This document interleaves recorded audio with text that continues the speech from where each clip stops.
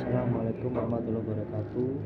Perkenalkan, nama saya Rizky Saputra. Di sini saya dari kelas 1A. Di sini saya akan menjelaskan tentang sistem pencernaan. Sistem pencernaan itu sendiri sebagai serangkaian jaringan organ yang bekerja untuk mencerna makanan selama dalam saluran pencernaan. Makanan akan mengalami proses pencernaan baik secara mekanik maupun secara kimia. Pencernaan secara mekanik adalah proses pengubahan makanan dari bentuk kasar menjadi bentuk yang lebih halus. Yang pertama, mulut.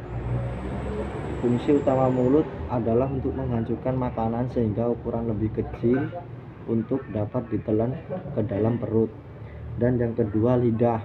Lidah ini berfungsi mengatur makanan saat dikunyah di dalam mulut. Fungsi lidah itu sendiri ada 3 macam, yaitu untuk membantu menelan makanan, mengecap makanan, yaitu rasa asin, manis, dan pahit, dan masam, peka terhadap dingin, panas, dan tekanan. Dan yang ketiga adalah kelenjar ludah. Kelenjar ludah itu berfungsi untuk menghasilkan air liur. Kelenjar memiliki peran penting, yaitu untuk melumasi mulut agar tidak kering, membantu menelan, melindungi gigi dari bakteri, dan juga membantu mencerna makanan. Yang keempat, rongga mulut. Rongga mulut berfungsi sebagai saluran pernapasan dan sebagai sumber sekunder untuk melakukan respirasi.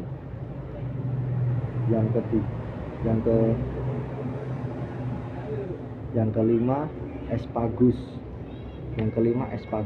Esfagus ini bisa juga disebut dengan kerongkongan. Fungsi esfagus ini memindahkan makanan dari mulut ke lambung. Kerongkongan dapat melakukan peristaltik. Lalu yang selanjutnya, hati atau liver.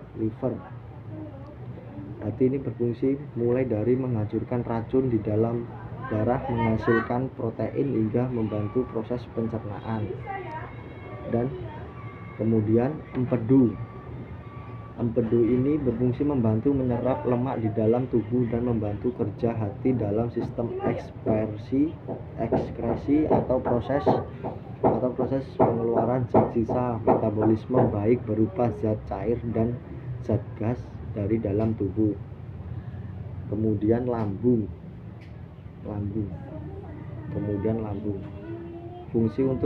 Lambung ini berfungsi untuk mencegah makanan dan